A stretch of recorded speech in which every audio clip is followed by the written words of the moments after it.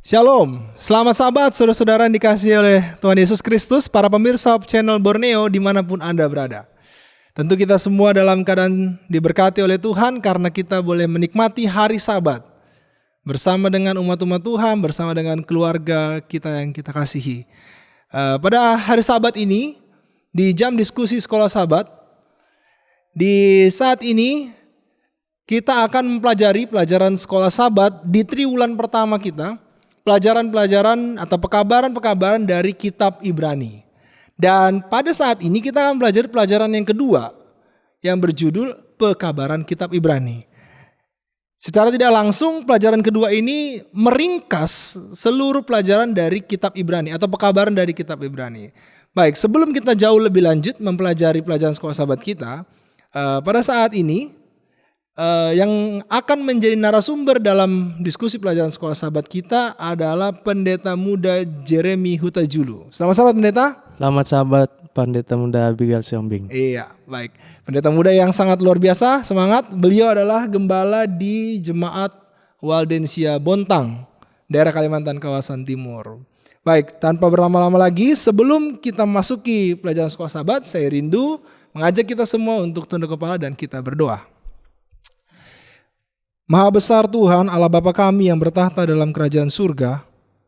Terima kasih Tuhan untuk waktu, kesempatan kami boleh datang kepada Tuhan untuk belajar melalui pelajaran sekolah Sabat kami pada hari Sabat ini. Kami akan mencoba mempelajari pekabaran dari kitab Ibrani dan kiranya Tuhan urapi kami dengan Roh Kudus Tuhan. Sehingga ketika kami membuka firman Tuhan untuk kami pelajari, kami dapat mengerti, terlebih ini dapat menumbuhkan iman percaya kami kepada Tuhan. Memberkati hamba-Mu dan juga pendeta muda Jeremy Huta-Julu yang akan memimpin, membawakan diskusi sekolah Sabat pada hari Sabat ini. Terima kasih Tuhan, dalam nama Yesus kami sudah berdoa dan mengucap syukur. Amin. Baik, pekabaran dari kitab Ibrani. Ayat intinya terdapat dalam Ibrani 8 ayat 1. Inti segala yang kita bicarakan itu ialah kita mempunyai imam besar yang demikian, yang duduk di sebelah kanan tahta yang maha besar di sorga. Baik, sebagaimana judulnya pendeta, pekabaran kitab Ibrani. Sahabat lalu kita sudah sedikit melihatlah gambaran tentang kitab Ibrani ini, bagaimana yang menulis adalah Rasul Paulus dan ini berbentuk nasihat atau khotbah yang Rasul Paulus sampaikan kepada orang-orang Kristen pada saat itu. Secara ringkas pendeta, kira-kira apa tujuan Rasul Paulus, apa yang ingin ia sampaikan dari kitab Ibrani ini? Silakan pendeta. Terima kasih. Yang Yesus ingin sampaikan bagi orang Kristen pada saat itu, yang Paulus ingin sampaikan ialah bagaimana orang-orang Kristen pada saat itu supaya mereka imannya boleh tetap kuat, tetap teguh, walaupun pada saat itu orang-orang Kristen sedang menghadapi kesusahan, penyesahan, penganiayaan. Rasul Paulus ingin menguatkan dengan menyampaikan khotbah ini, kata-kata motivasi, kata-kata nasihat ini bagi semua orang pada saat itu yang sedang mengalami kesusahan itu. Wow, ya. Karena mereka kesusahan karena iman mereka, pendeta. Jadi yang dikuatkan perlu iman mereka supaya mereka tetap yakin, tidak ragu, tidak bimbang akan yang mereka sedang perjuangkan, yang sedang mereka percayakan ini. Di dalam pelajaran kita, nasihat-nasihat itu Rasul Paulus sampaikan. Ia memperkenalkan Yesus, orang yang diimani oleh orang Kristen, Ya. supaya orang Kristen itu tidak ragu. Betul. Makanya mereka perlu mengenal lebih dalam siapa yang mereka percaya, siapa yang mereka sembah, siapa yang kepadanya mereka ini berdoa. Mereka perlu kenal siapa Yesus itu lebih dalam lagi. Jadi inilah perjalanan yang Rasul Paulus mau berikan bagi orang-orang di kitab Ibrani pada saat itu, orang-orang Kristen pada saat itu. Iya, baik. Untuk menguatkan iman mereka, Rasul Paulus ingin memperkenalkan Yesus atau ingin menceritakan tentang Yesus dan peran-perannya. Begitu pendeta ya. Betul, betul pendeta. Ya, jadi dalam pelajaran sekolah sahabat kita ada beberapa peran yang digambarkan oleh Rasul Paulus yang menceritakan tentang Yesus itu sendiri. Iya. Nah, saya mau mencoba mengarahkan fokus kita lebih tajam dalam pelajaran sekolah sahabat kita ketika berbicara Yesus sebagai Raja. Kenapa Rasul Paulus dalam menguatkan umat Tuhan atau orang-orang Kristen pada saat itu diawali dengan perkenalan akan Yesus, terlebih khusus memperkenalkan Yesus sebagai seorang raja. Silakan. Baik. Rasul Paulus dengan tuntunan Roh Kudus menuliskan bahwa Allah sendiri yang mengangkat Yesus menjadi anak kerajaannya. Jadi yang menobatkan Yesus itu Allah sendiri. Iya.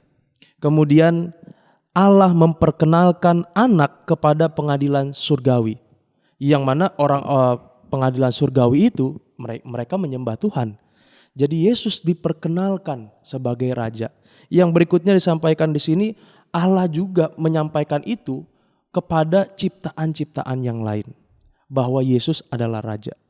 Jadi umat-umat Kristen pada saat itu diberitahu oleh Rasul Paulus tentang Yesus sebagai raja supaya mereka percaya. Ya. Benar-benar yang mereka sembah ini adalah raja. Karena isunya pada saat di kayu salib kan dituliskan di atas kayu salibnya Yesus, ya, inilah raja orang Yahudi atau orang Ibrani pada saat itu.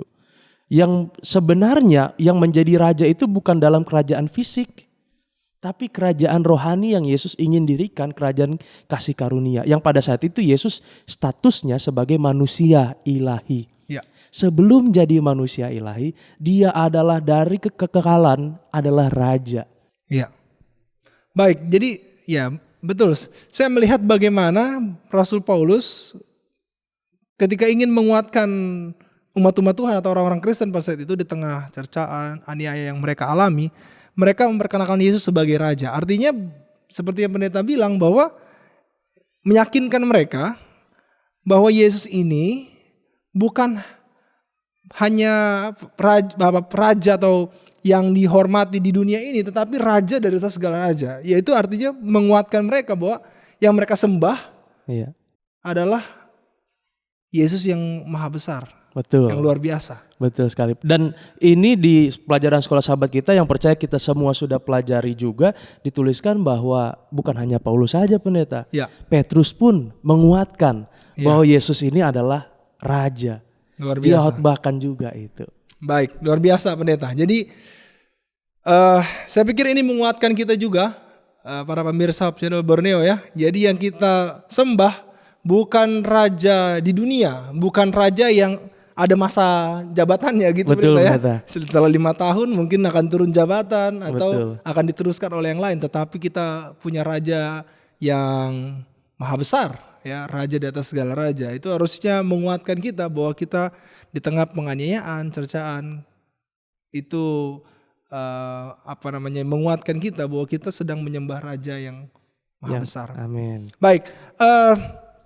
Paulus juga menekankan Yesus sebagai perantara, pendeta. Tadi sebagai raja. Nah, dalam pelajaran sekolah sahabat kita, Yesus diperkenalkan sebagai perantara. Apa maksud Rasul Paulus menggambarkan Yesus sebagai seorang perantara?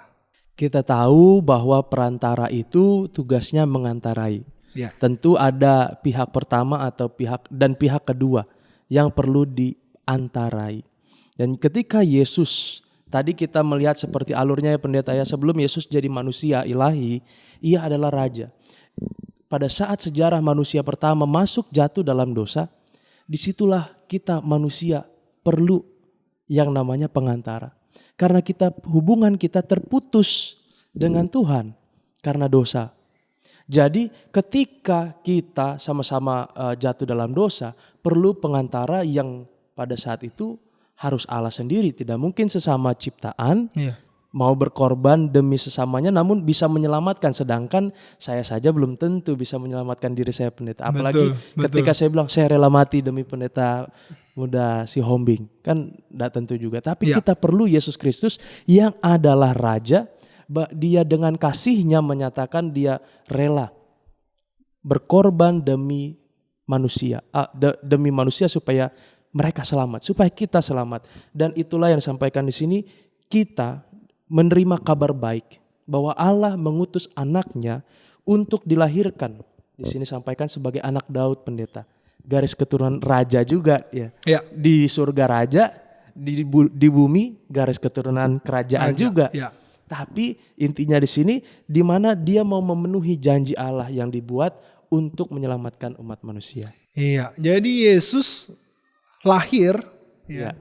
di dunia ini, lahir ke dunia ini untuk menjadi perantara. Iya. Menjadi perantara antara manusia yang sudah jatuh dalam dosa, yang tidak bisa lagi datang kepada Bapa karena dosanya, Iya. sehingga Yesus datang untuk jadi perantara. Nah, ini untuk kelanjutannya ditekankan bahwa dari tugas perantara ini ditekankan Yesus jadi pemenang. Nah, mungkin pendeta bisa lanjutkan apa yang dimaksudkan dengan Yesus sebagai perantara, lalu dihubungkan dengan Yesus sebagai pemenang.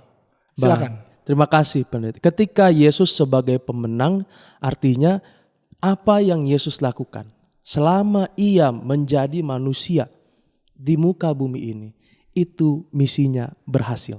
Ya. Wow. Karena selama di dunia ini kita melihat dari catatan di Alkitab, banyak kali setan berusaha menggunakan agen-agennya untuk mencelakakan Yesus. Membuat Yesus lemah iman, berdosa dengan pencobaan-pencobaan. Di dalam Matius 4, di dalam pencobaan di padang gurun. Ketika Yesus melayani, menyembuhkan orang, membuat mujizat, banyak yang bersekongkol untuk membunuh Yesus. Iya. Namun puncak di mana Yesus sebagai pemenang adalah pada saat dia mati dan bangkit dari kematian itu, pendeta. Artinya dia menang akan dosa, supaya kunci keselamatan itu benar-benar nyata ada di pada Yesus, sehingga kita umat manusia hanya bisa selamat melalui sang pemenang itu, Yesus Kristus. Menang dari iblis. Menang Betul, dari pendeta, ya? iblis karena penguasaan di bumi ini atau umat manusia itu sudah diklaim oleh Yesus, dan menang supaya bisa membuat manusia kita keluar dari perhambaan dosa. Ya, berarti ini ya menjadi sebuah gambaran juga bagi orang-orang Kristen pada saat itu, dan tentu bagi kita bahwa kita juga harus menang. Betul, pendeta ya? Amin, betul. Kita harus menang. Dan saya juga melihat dari pelajaran sekolah sahabat kita, Rasul Paulus beberapa kali menekankan tentang pertandingan, betul ya? Iya. Tentang pertempuran. Lalu bahkan dalam kitab Efesus pasal 6, mulai dari ayat 10 sampai 18, orang-orang Kristen disebut sebagai tentara Kristus. Iya. Ini menggambarkan pertempuran, pertandingan, dan lain sebagainya, yang menggambarkan ada yang menang, ada yang kalah. Artinya itu kembali kepada diri kita. Sebagaimana Yesus mengalami hal yang sama, dia bisa menang, dia bisa kalah, tetapi dalam hal ini dia menang. Dan ini juga pelajaran bagi kita.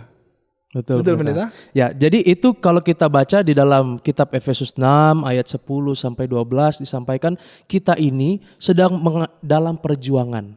Tapi perjuangan yang bukan melawan darah dan daging, tapi melawan pemerintah-pemerintah, penguasa-penguasa penghulu dunia yang gelap ini, dan melawan roh-roh jahat di udara. Artinya prinsip-prinsip duniawi yang salah yang di dalam kegelapan itu yang sedang kita perangi.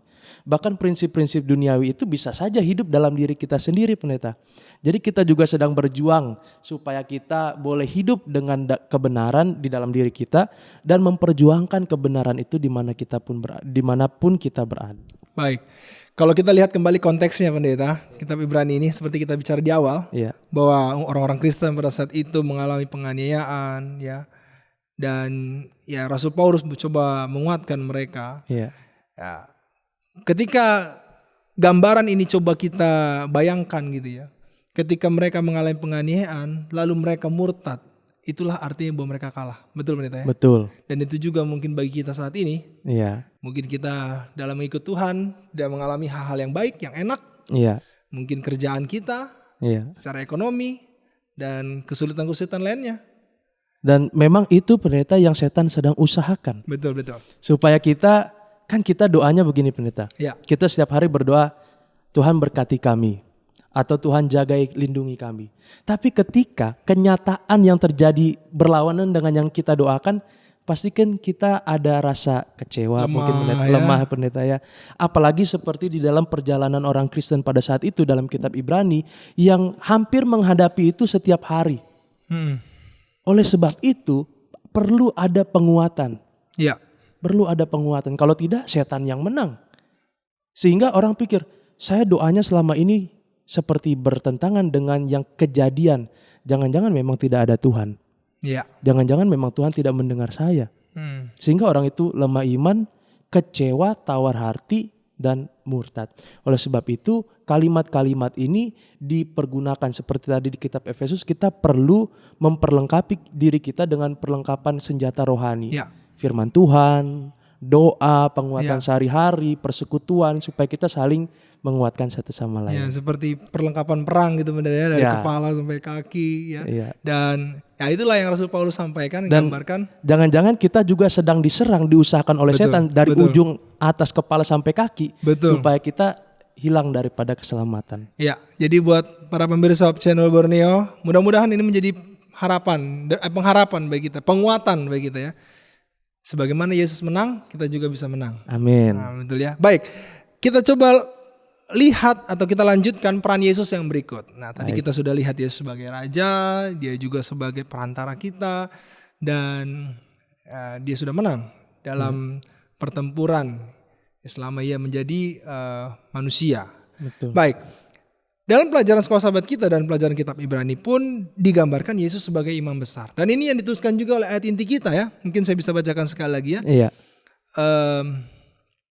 Dalam Ibrani pasal yang 8 ayat 1, inti segala yang kita bicarakan itu ialah kita mempunyai imam besar yang demikian, yang duduk di sebelah kanan tahta yang maha besar di surga. Baik. Kira-kira gimana menurut pendeta Jeremy Utajulu ketika Rasul Paulus menggambarkan Yesus sebagai seorang imam? Baik. Ketika Yesus menjadi seorang imam, posisinya berarti Yesus sudah tidak ada di dunia ini.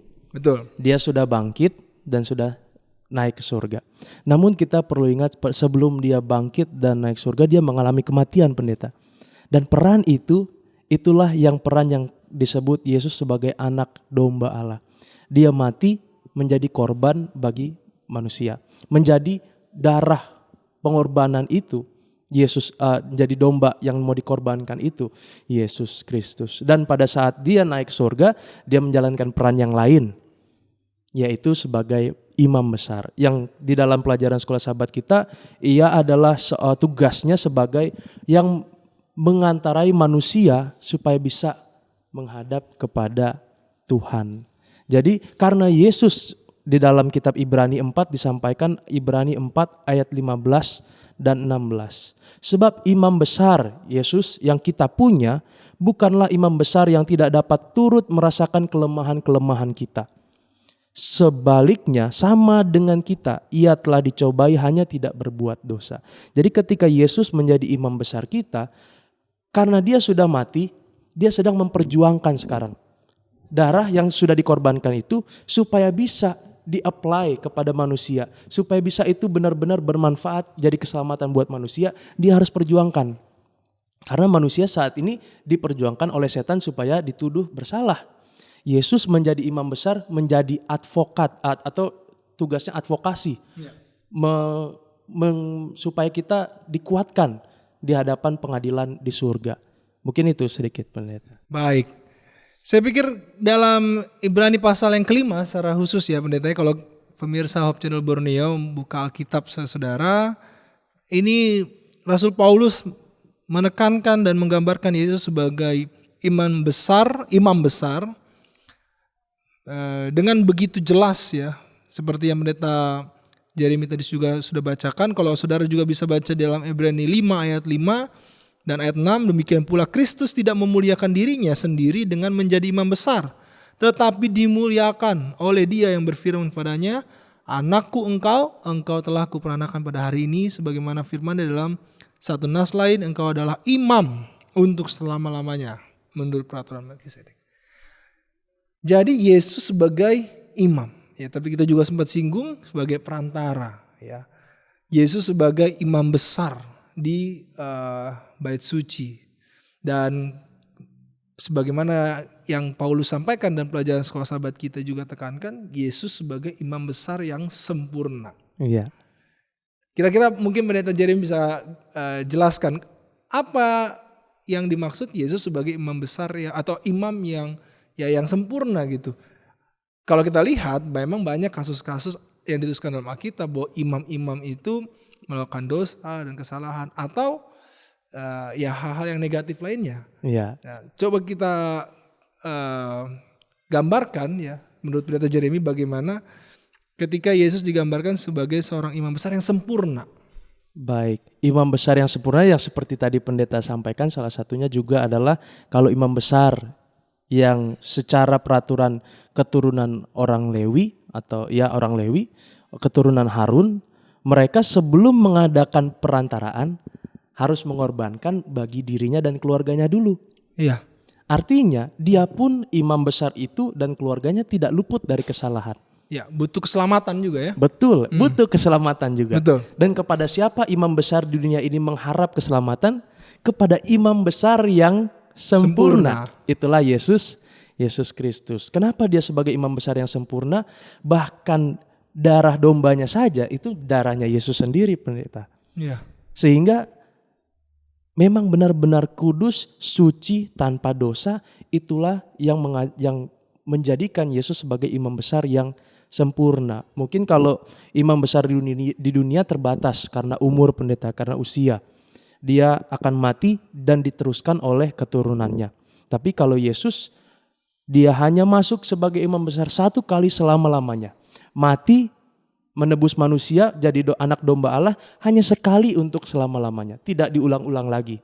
Artinya itu adalah yang sempurna, sudah cukup, sangat cukup menjadi keselamatan bagi umat manusia. Aduh, luar biasa sekali ya. Kita sudah lihat gambarannya dari sejak dinubuatkan sebagai anak raja tadi ya, lalu lahir, mati, dan dia sekarang di surga sedang menjadi perantara bagi kita sebagai seorang imam besar. Jadi kita bisa melihat bagaimana seperti tadi kita sudah bahas, Rasul Paulus ini menggambarkan Yesus kepada orang-orang pada saat itu untuk menguatkan mereka. Baik, yang terakhir dikatakan dalam pelajaran sekolah sahabat kita bahwa Yesus mengantarai perjanjian yang lebih baik. Pelayanan imam di bait suci, ya, sebagaimana kita ketahui dalam perjanjian lama itu memberikan penjelasan bahwa itu adalah sebuah bayangan, ya.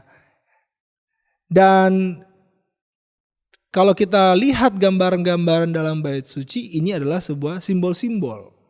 Dan kitab Ibrani pun menerangkan demikian, pendeta. Nah, menurut pendeta, apa yang dimaksud dengan perjanjian yang lebih baik? Baik, terima kasih pendeta. Perjanjian yang lebih baik tentunya bagaimana jalan keselamatan itu sekarang dasarnya sudah didasari akan satu hal yang sempurna. Ya. Yaitu Yesus Kristus sendiri. Kalau yang lalu, perjanjian yang lama itu kita ingat bahwa karena berkaitan juga tentunya pendeta dengan ada tentang pelajaran bait suci, itu mengikuti pola dari apa yang ada di surga. Ya. Ibaratnya itu sebagai kisi-kisi supaya umat manusia mengetahui jalan keselamatan. Namun yang utamanya adalah Yesus Kristus, seperti yang pendeta tadi sampaikan, itu adalah bayangan. Ya. Itu adalah bayangan. Tapi perjanjian yang baru didasari darah perjanjiannya adalah darah yang sempurna. Ya. Darah Yesus Kristus. Dan perjanjiannya itu sekarang berlangsung bukan hanya untuk umat pilihan dalam arti secara tertutup, secara biologis kepada bangsa Israel saja, tapi itu terbuka untuk semua manusia. Tidak peduli suku mana, seperti yang dalam kitab Wahyu dibilang semua suku, bangsa, kaum gitu ya. Semuanya terbuka. Yang penting mau percaya sama Yesus Kristus. Ya, gitu pendeta. Baik. Jadi kita bisa ketahui dan bisa kita pelajari dalam kitab Ibrani pasal yang ke-8 secara khusus ya, bagaimana sebenarnya bait suci di perjanjian lama adalah sebuah gambaran, sebuah bayangan akan bait suci yang ada di surga. Ya, sebagaimana imam besar juga yang tadi kita sudah bahas bahwa Yesus adalah imam besar di surga. bagaimana pekerjaan bait suci, pekerjaan keimamatan, pekerjaan perantaraan yang disimpulkan adalah pekerjaan keselamatan atau penyelamatan manusia dari dosa, itu semua adalah gambaran yang ada di surga. Iya. Ya, jadi luar biasa sekali para pemirsa Hope Channel Borneo dimanapun saudara berada, kita bisa melihat bagaimana di kitab Ibrani ini Yesus ditekankan. Paulus tidak sedang menonjolkan dirinya. Iya. Paulus tidak sedang menceritakan apa yang yang dia alami atau perjalanan-perjalanannya, tetapi dia sedang fokus kepada Yesus. Seperti ayat inti kita selalu ditekankan intinya. Ya, Kalau dia bilang inti pendeta, sudah itulah itu. ya itu. Mau kemana kita ngomong panjang lebar, intinya itu. Iya. Bahwa kita punya imam besar yang menjadi perantara kita, yang kita ketahui juga menjadi imam besar kita, juru selamat kita, yaitu Yesus Kristus. Iya, betul. Mudah-mudahan apa yang Rasul Paulus tekankan kepada orang-orang Kristen pada saat itu menguatkan mereka. Dan juga menguatkan kita harusnya. Betul. Bahwa sebagaimana Yesus bisa menang, kita juga harus bisa menang. Dan sebagaimana Yesus bisa mengalahkan dan dia bisa lewati semua penganiayaan, kita pun juga harus bisa.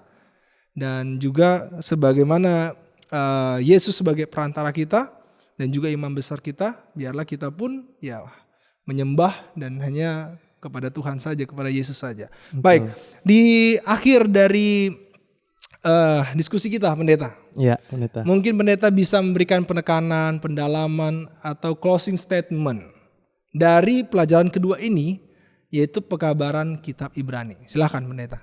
Baik, terima kasih. Jadi di dalam pelajaran sekolah sahabat kita yang kita sudah sama-sama pelajari sepanjang sepekan ini, Rasul Paulus rindu pada saat dia menyampaikan ini kepada orang-orang Kristen pada saat itu, supaya kita memiliki iman yang teguh, yang tidak goyah, walaupun digoncang oleh segala macam pencobaan, baik yang secara ringan, secara halus, atau yang secara kekerasan. Ya. Supaya kita semua mengingat bahwa yang kita sembah adalah Yesus Sang Raja. Bukan hanya jadi raja nanti pada saat dia datang kedua kali, tapi Yesus sudah jadi raja dari dulu. Ya. Dari zaman kekekalan. Pada saat dia jadi manusia ilahi, dia bukan menjadi seorang pecundang, tapi dia menjadi seorang pemenang. Dan dengan jalan yang sama, bagaimana penyerahan total yang ia lakukan di dunia ini, dengan demikian juga kita bisa menang, pendeta. Ya. Dengan cara itu berserah kepada Yesus, kita bisa menang. Karena Yesus sebagai pengantara kita, istilahnya kalau kita butuh apapun, pendeta, mau butuh apapun kita semua umat-umat Tuhan, yang penting untuk menguatkan iman kita dalam perjalanan pengalaman Kristen kita, dalam kitab Yohanes 14 ayat 15 15 ayat 16 katakan, semua itu bisa kita kasih, semua itu bisa kita minta. Ya. Supaya kita berbuah. Ya. Yesus pasti mau bilang kepada Bapa supaya kita dapatkan semua itu. Tapi bukan untuk kepentingan kita pribadi, tapi demi perjalanan kerohanian kita semuanya. Baik, kalau pemirsa sedang lemah iman, mudah-mudahan pelajaran ini menguatkan kita. Ya, mudah-mudahan pengalaman Rasul Paulus, pengalaman orang-orang Ibrani, bahkan pengalaman Yesus menguatkan saudara dan tentu kita semua. Amin. Saya secara pribadi, agar kita tetap setia kepada Tuhan apapun yang kita alami, apapun yang kita sekarang lewati, cobaan apapun itu, karena Rasul Paulus terlebih Yesus sudah melewati semua dan Yesus dan Rasul Paulus menjadi pemenang. Ya, terlebih kita memasuki tahun 2022, artinya betul, mendekati lagi kepada kedatangan Yesus yang tidak lama lagi. Baik. Yang artinya kita bukan mau diajak untuk hidup yang kita pikir akan aman sejahtera, namun ya kita tahu peristiwa-peristiwa menjelang kedatangan Yesus yang tidak lama lagi. Inilah waktunya supaya kita mengambil bagian yang seperti orang-orang Kristen di zaman itu alami. Supaya kita mempersiapkan iman kita supaya tetap teguh. Didapati pada saat Yesus datang kita setia. Amin, haleluya, puji Tuhan. Terima kasih Pendeta Muda Jeremy. Amin. Pada saat ini kita akan menutup diskusi kita. Saya minta Pendeta Muda Jeremy Tojulu untuk memimpin kita dalam doa. Mari kita sama-sama berdoa. Ya Tuhan Allah kami dalam kerajaan sorga, di hari Sabat ini kami sungguh bersyukur untuk pelajaran sekolah Sabat yang boleh menguatkan kami, yang telah kami pelajari sepanjang sepekan yang lalu. Tuhan, kami memohon supaya iman kami boleh dikuatkan. Roh Kuduslah yang selalu menguatkan hati kami supaya boleh teguh percaya kepada Engkau saja. Dikala senang, dikala susah, dikala bahagia, dikala kemalangan. Biarlah Yesus Kristus selalu menjadi sahabat sejati kami, yang kepadanya kami boleh selalu mengadu, memohon, dan terlebih mengucap syukur untuk setiap berkat yang diizinkan bagi kami. Terima kasih, biarlah kiranya Tuhan memberkati sepanjang peribadatan kami selama hari Sabat ini. Nama Tuhan sajalah yang ditinggikan, agar kami pun menerima berkat-berkat hari Sabat pada hari ini. Terima kasih Tuhan, ampuni dosa kami, dalam nama Yesus kami berdoa. Amin. Amin. Selamat Sabat, Tuhan memberkati kita semua.